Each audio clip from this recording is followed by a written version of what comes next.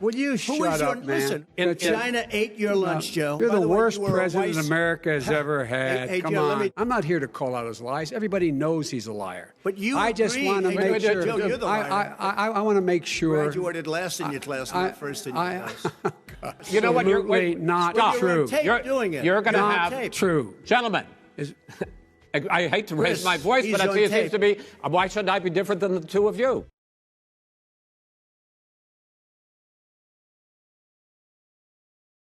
Welcome to my dark and twisted, crazy ass mind. This is the In the Mind of Hayes segment on the Awakened Soul podcast, where we talk about usually things that are happening in the news and culture. And I've only ever had two guests ever in the history during the In the Mind of Hayes segment because it's in my dark mind, and I don't trust everybody to be in my mind. Everybody can't take it. But luckily, we got my brother, the prodigal one himself, my co-host on the Film Frequency, and my brother's keeper, Mr. JB's in the building. What's going on, bro? Hello. I'm in the mind of Hayes. It's fucking weird in here. What's going on, bro? What's going on, Thanks bro? for So having it's me funny. So we're here to discuss kind of the fallout from the debate, and everything. And bro, there's been only a handful of times where people have literally reached out to me like, "Can you release a special episode for this? We need to hear your opinions on it." And I think did I ask you even before the debate if you come on and talk to me about it? Maybe it was like the day after or right afterwards. But because I wanted to wait to talk to you, I was like, I'm gonna wait. I got to do this with my brother JB. We did a little prelude to it on my brother's keeper. We might as well keep it going. So bro, before we get started on like any details or whatever, this was the biggest clown show I have ever seen in my life as it regards to politics, bro. As it relates to politics, I should say. I've never seen two people who could potentially be leading our country act in this way. What do you think, bro? Personally, I enjoyed every second of it. Oh yeah, I love when we spoke on MBK, I said that this is going to be a circus show, and it lived up to my expectations. I mean, what if these men are going to lead the country, the greatest country on the planet, for the next 4 years? Keep that in mind. Yeah. It's and the thing with this is that I do want to say, like, Trump did what I think we all expected him to do, right? He likes to get it this way because that's how he front runs. Biden honestly kind of disappointed me, and this is where I'm going to say this at, is that all Biden had to do for this debate was stay poised, stick to the facts. That smile he was doing like in the first round where he just kind of would smirk when Trump would say little shit, he needed to keep that. That's what Obama would have done completely classed him out of this fucking debate, stuck to the facts or whatnot. Biden started getting in the mud with them. The whole, you're a clown, Putin's puppy, while great and fucking hilarious. Let me just say that those are great sound bites and hilarious. If you really wanted to turn people and show the difference between Trump and Biden dropped the bomb because he started doing the petty shit right along with Trump. And so what do you think about that aspect of it? Well, I agree with you 100%. And again, we talked about this on MBK. I think if Biden would have held his poise, like you said, did those smirky smiles, and just kept to the policies and the topics, he would have looked way more stronger. Instead, you have others, myself included, actually showing I think that showed weakness on Biden because Trump was able to bring him into his world and bring him down to his level, which is probably what Trump's plan was in the beginning. Yeah. Now, Trump can use that and say, listen, if he can't handle me, how is he going to handle all the other world leaders out there? Because there's some crazy ass world leaders. How are you going to handle these if you can't handle little old me? So I think it was a great move from Trump. And I think Biden totally messed up. I don't think Biden's intention was to go back and forth with him. Mm-hmm. But when you're in there and you're being looked at by millions of people on TV, and, they had about 70 people in an audience, it's hard not to defend yourself, sort of. Yeah, and then I think, too, the thing where Biden really got it to differently, because, going back and forth with Trump after a while, I think people would have forgiven Biden after the son comment. And it was like, okay, well, you got to defend your family. And then so if you would have gotten, that shut up man and that would have came after that, okay, I kind of understand that. But where Biden really messed up too is that then he started cutting off the moderator, Chris Wallace, just like Trump did. And that's where it's like, okay, shout out to Chris Wallace because he handled it. He had the most class up there, but still at some point I would have had to tell the motherfuckers to both shut the fuck up. But I'm sure he had a drink. But let's get into some of the details here. The biggest thing that people are going to talk about and they're going to take away from this between this and the next debate is that Trump had the opportunity to speak out against white supremacy and did not take that opportunity. He responded with, "But are you willing tonight to condemn white supremacists and militia groups and to say that they need to stand down and not add to the violence in a number of these cities, as we saw in Kenosha and as we've seen in Portland?" Sure, are you I'm prepared willing to do specifically that, but do it? Well, go ahead, sir. I would say almost everything I see is from the left wing, not from the right wing. So what are you saying? I'm willing to do anything. I want to see peace. Then do it, sir. Say it. Do it. Say it. Do you want to call him? What do you want to call him? Give me a name. Give me a White name. supremacists and Who would white you like me to condemn? White supremacists and right Proud militia. Boys, stand back and stand by. But I'll tell you what. Somebody's got to do something about Antifa and the left, because this is not a right-wing problem. This is a left-wing. FBI director This said is a left-wing problem. White supremacists. Antifa's an idea, not an organization. Oh, you got it. which is in no way denounced. And I've seen people try to defend that as, well, he did denounce it by saying that. If you tell someone to stand back and stand by, what that means to me is saying, all right, get behind me. When I need you, I'll call you. That's all that means to me. What do you think about that? I think if he would have stopped at stand back, it wouldn't have been such a big thing, because stand back is probably mean like hold up. Yeah. But when he said stand by, that means for now. So here's the thing, and I know your listeners are probably like, give me shit for this, but I honestly do not believe Trump is some undercover white, supremacist. However, he's running for presidency. Mm-hmm. He wants the vote. There's a lot of white supremacists, aka Nazis, and et cetera out there. He obviously wants their vote. If he would have denounced them, what do you think would have happened? They would have turned their back on him probably. So he's still trying to get their votes, obviously, because it's a large majority of them. So I think it was a little bit of diplomacy. He looked horrible in doing so, because while he's just trying to play to a small group of people, you have everybody else, including Republicans, who were like, wait, what the hell did he just say? So I think he got caught up in the moment there, and it looked bad for him, really. Well, okay. So here's the thing, and I don't want this to become the main part of the conversation, but okay. I think Trump is definitely more of a classist than a racist. 100%. But he still is very much, he has racist ideas, and I've said this before, it's kind of like with the Drake thing. Like I don't have any problems with Drake as an artist. It's Drake's fans. And Trump supporters are racist. And he speaks to that base, and he's afraid to denounce it, because he does, like, to your point, he is going to lose a huge part of his base. But Trump has done some racist shit. Now, classism and racism kind of overlap some, so I can definitely see where people focus on just the racist aspect. But best believe, poor white people, Trump doesn't give a shit about you either. What do you think? 100%.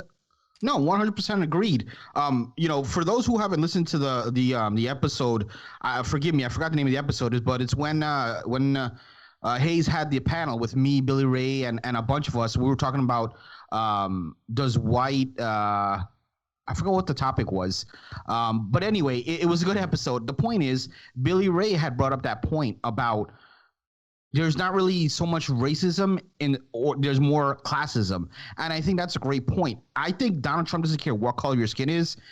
His main color is green. Do you have money, or do you not? Are you upper echelon, or are you one of the, kind of the bottom levels? And he'll hate anybody that's not sort of upper mid class and higher. And that's just him. So I think you put that perfectly, actually.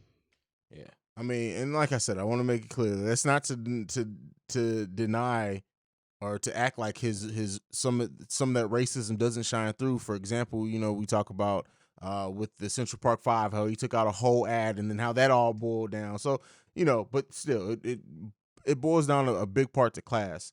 As far as anything else in this debate, so Biden, let's get to, because as much as I'm not a Trump supporter, we can't ignore Biden. And another thing that I want to say, that Biden stuck his foot in his mouth in, when he adamantly declared, "I am the Democratic Party," I immediately facepalmed, bro. I'm like, why would you say that? Why that's and the reason why that's bad, and for people who don't really follow politics or whatever, that may not sound like a bad thing to say. He is the Democratic nominee, and some people, and for a lot of people, he is looked at as the Democratic Party. But this is why, again, this is kind of where I always sit with not just going to just one party, but when you say that, there are people who are Democrats who are fucking radicals and who do stupid shit. So when you say I am the Democratic Party, what that does is that opens you up for any type of issues that anybody has with anything that happens in the Democratic Party. Now, for those who aren't as intelligent as far as with politics, now can sit there and say, well, Joe, if you are the Democratic Party, I need you to explain this and that. So what do you think about that? No, again, agree to that point, because I don't care what party you're talking about. There's positives and negatives to every party. So when you make a sort of a blanket statement like that, now you're saying you're everything. And if there's some people, like you said, they're not necessarily strong in politics, and they're one of the ones that are on the fence, they may see some negatives on the Democratic side and say, oh, you know what, I'm not with that. I'm not with those particular views. So maybe I shouldn't maybe I shouldn't vote for Biden. So you have to be careful when you make those type of statements. And this is why, I mean, I don't want to get too deep into, because that's not the point here, but I hope at some point, whether it's our kids or our grandkids or so on, I hope at one point, all this political sides, Democrat and Republican, is no more, and we're just looking at two people for their views, and that's it, and there are no labels. I don't know if that's ever going to exist, but I really hope it does at some point. I think the only hope that we have in that, in parties going away, is so that would have to go away, and the Electoral College would have to go away. I look at those as like a hand-in-hand thing, because as long as you have the Electoral College and you have, it's looked at as states pretty much know which way certain states are going to go, it makes it supports the idea of having red and blue states. But like you said, ultimately, and this is a whole nother topic, but I love that we got here naturally, is that it's meant as another way to divide people, because there are people who are technically in the conservative party who are very liberal conservatives. Same way on the other side.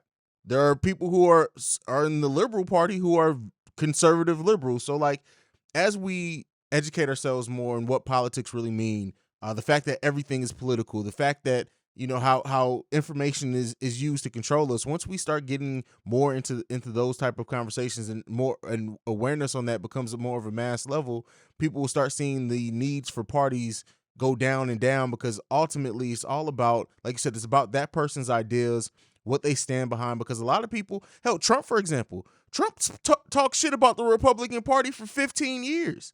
And even he said at one point, if he ever ran for office, it would not be as a Republican. But now look at it. He did that because that's his base. That's how he got in the door. So, I'm just saying that should put a highlight on how the fact that political parties are, it's a lot more to it than just all red think this way, all blue think that way. But yeah. Yeah, no, I mean, that's a great reminder. When Trump ran for office the first time around, he spent the entire primary campaign talking crap about the Republicans, and he even said, "Hey, if you guys don't nominate me, I'll go off as an independent, and I'll steal votes from whoever the Republican Party is." So yeah, but obviously he had to do that because that's his base. But the key word in all of everything we've just been talking about for the last 2-3 minutes is the word you said, which is divide. It's just another means of dividing, and there's nothing more than the government wants than divide. Yeah. When we divide, that's a win for them. I mean, that's just how it is. For sure. What are any points in this debate, or anything you want to make sure that we talk about? Go ahead. No, man, and that's the problem. The purpose so in my opinion, I think I would say 75% of people who watch a debate are just watching to watch, because their minds are already made up. I'm going this way, I'm going that way.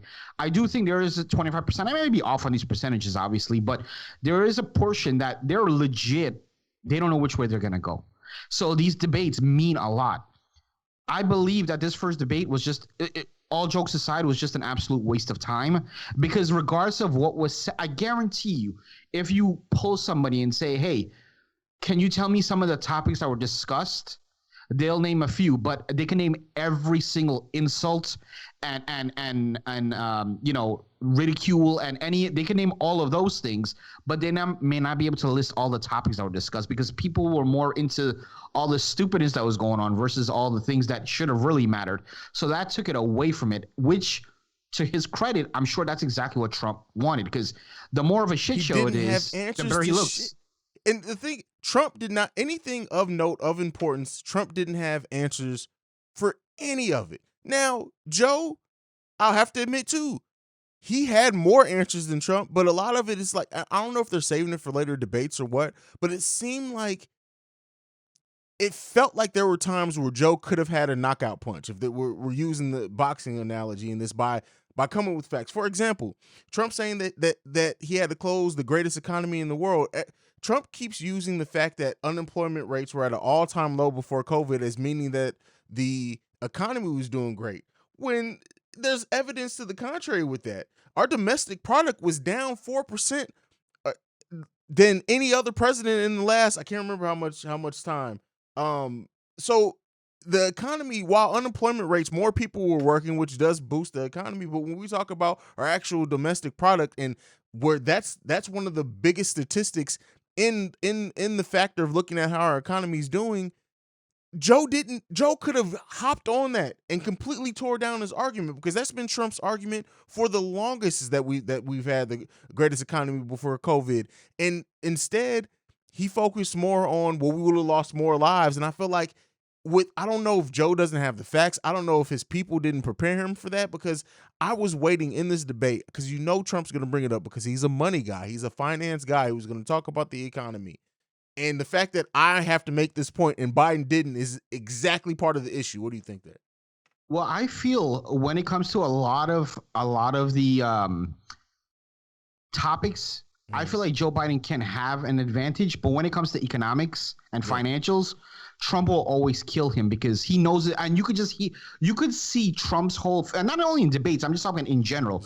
You can see when he's talking about financials and economy, his whole face just changes and he goes into like his zone, because that's what he knows. That's what he's known all of his life. And I think one of the biggest issues is Donald Trump says something over and over, and when he says this, Joe Biden does not know how to defend himself. And it's what he says when he says, you were in office for all those years. Well, 47 Obama years, 47 months, which was a great line. Right. Yeah. But right. Yeah, right. That was an amazing line. But speaking of the 8 years he was vice president, how come your administration didn't do this? How come your administration do that? And I think Biden does not have an answer, because what is he supposed to say? If that's facts, what is he supposed to say? Well, see, and that's the thing, is that Biden could have very well said, well, I was the vice president. I supported Obama. Way. Are you crazy? But no. I'm saying he could have said that, but that would have been suicide for his base to say anything. And that's where Biden is in a pickle, is because anything that Trump can point out about the Obama campaign that was an issue, and that if Joe even says, well, I see where we went wrong with it, this is where we're going to make it better, that can be looked at as, okay, now you're shitting on Obama. Okay, now we're really not going to fuck with you. So he can't do that. So I get it. I get where you're coming at with that. And he cannot bite Obama's hand, because I'm telling you, if if he didn't have Obama didn't have his back, we wouldn't even be having this conversation. It would be a one-way landslide type of thing. Yeah. Obama's endorsement is huge, because Obama is so popular with both. I mean, I know you see stupid shit online about people talking shit about Obama, but that's just a small few. Generally, people Republicans love Obama. Right. Yeah. Right. So that's a slippery slope for him. What do you think? So we're preparing next week. Well, this week is the vice presidential debate, which I told you I was almost looking more forward to, because I think Kamala is just going to murder Pence. But into the next presidential debate, it's supposed to go down on the 14th, I believe. Who knows if that's still going to happen? Trump may be calling in on Zoom with that one, with being diagnosed with COVID, which we'll talk about a little bit later. But what are you looking for in the next debate, and what do you want to see, or what do you think either one? Because we want to be fair here. As much as I like shitting on Trump, what do you think either party needs to do for this debate to go better?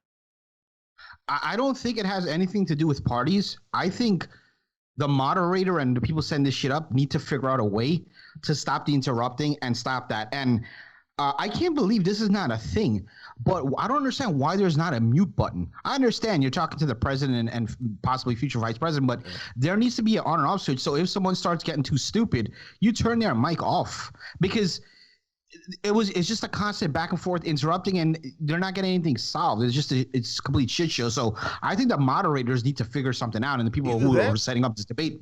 Either that or just give them gloves and let them fight. Like, just say fuck it. Well, I've been said since we did MBK episode 1. Let's have a versus battle.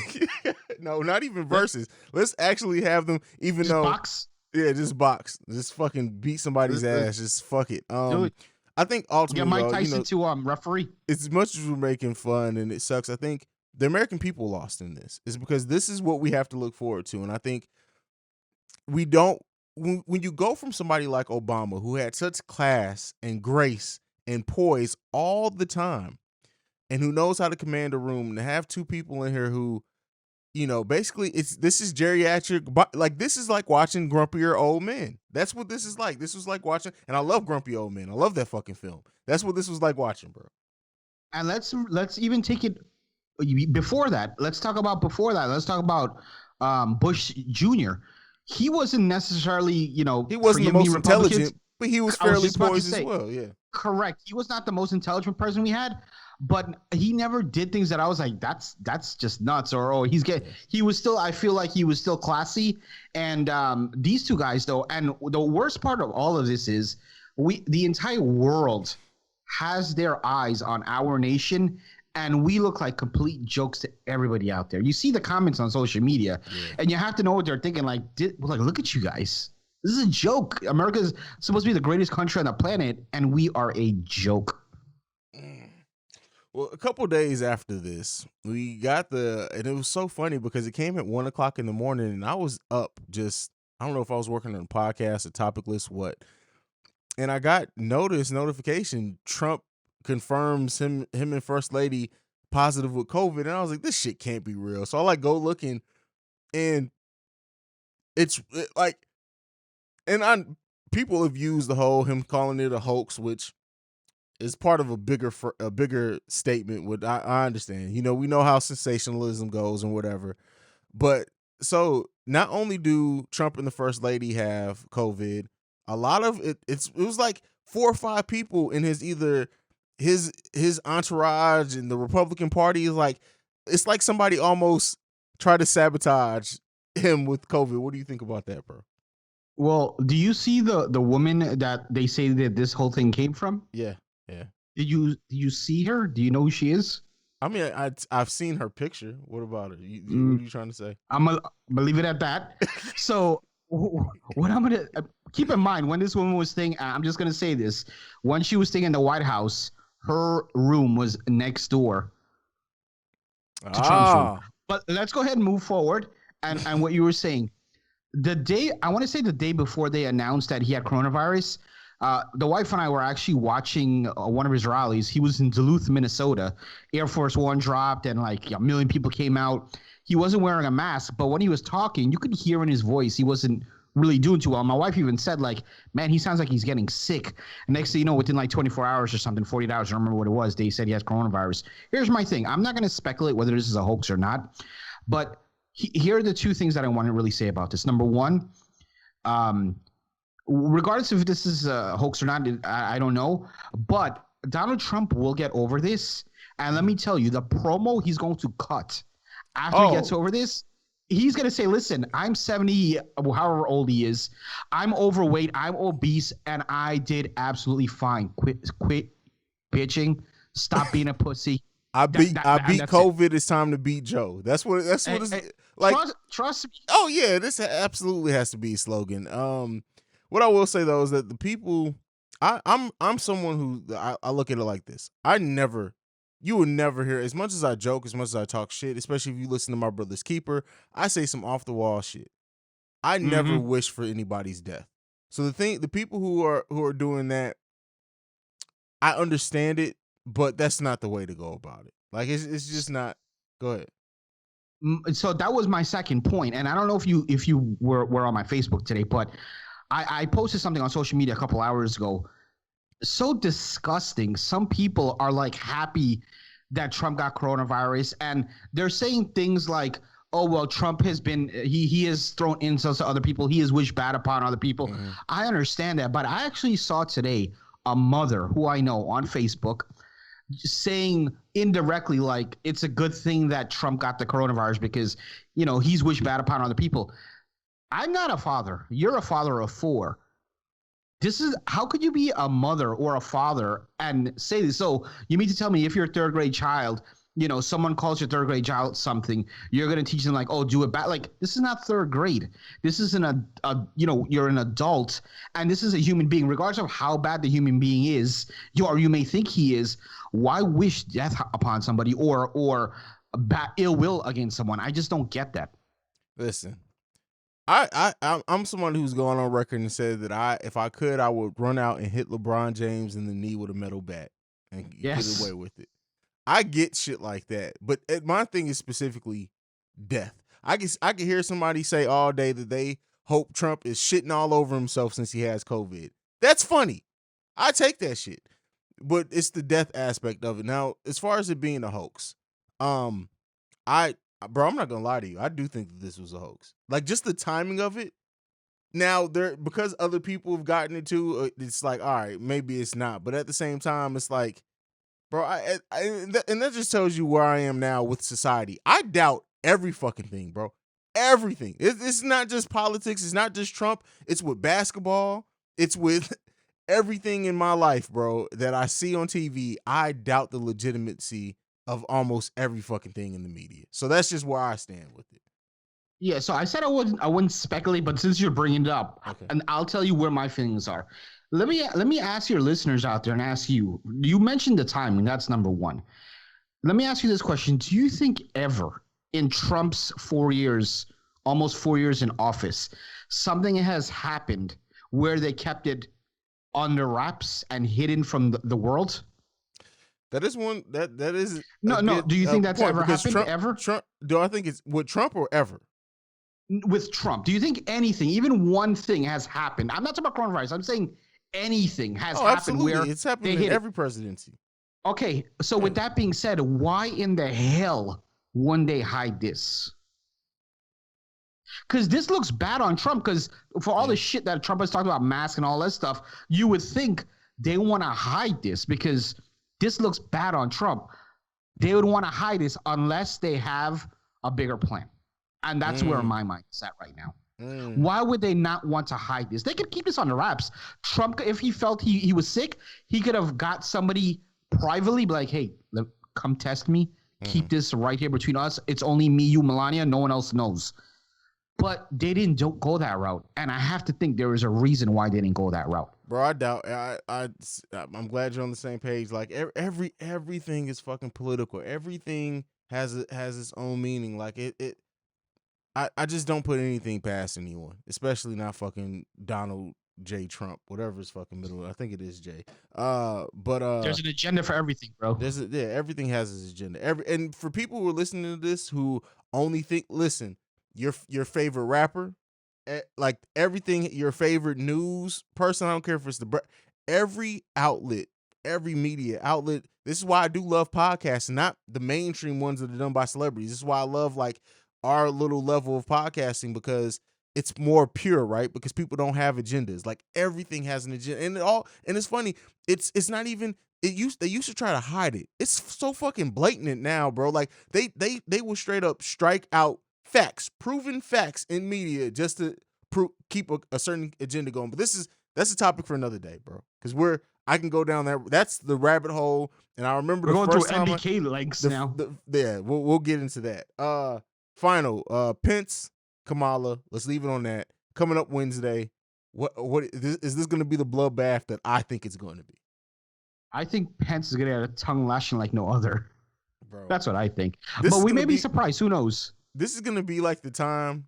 I feel like, you know how like when you got in trouble at school and like you had to like ride that bus home, and you just knew when you get home your parents were just waiting to give you your ass whooping. That's how I imagine Pence is being on the way to this debate. It's a long ass ride home where it's like, or one of those wait till your dad gets home, and you got to wait for the 2 or 3 hours till your dad gets home to beat your ass, because Kamala is gonna fucking murder him. And the thing that makes it just drills that home to me is in the little promo clip, commercial, whatever you want to call it, when she's being interviewed and they're like, oh, well, Pence says he can't wait to debate you. And she gives that smirk, that snicker, and says, oh, me too.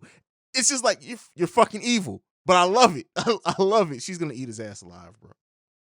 Yeah, well, that's an interesting statement. But here's the thing: this is going to be a very important debate, and let me tell you why. There are a lot of people, whether they're joking or not, who are questioning whether Joe Biden can even literally survive 4 years of presidency.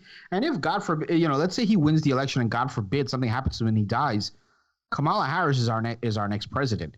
So that's why these vice president debates, I think, are big, and obviously they're an extension of the president itself. Mm-hmm. So I'm really interested. I do think it's going to be less of a shit show than the first debate was, and I think it's going to be more topics and stuff like that. So it should be really interesting. I'm curious to see how Kamala comes at Pence and how Pence reacts. Well, there you have it, bro. That's it. Well, we talked about the debate. We preluded the next debate. Go ahead and give them your social media, bro. Let's get up out of here. Yes, sir. I can be reached on Twitter at the P1JB. That's at THEP1JB. You can also find me on Facebook. And yeah, thanks again for having me on the show, Ace. Appreciate that, bro. Anytime, you bitch. Bitch. This has been a presentation of the Breaks Media.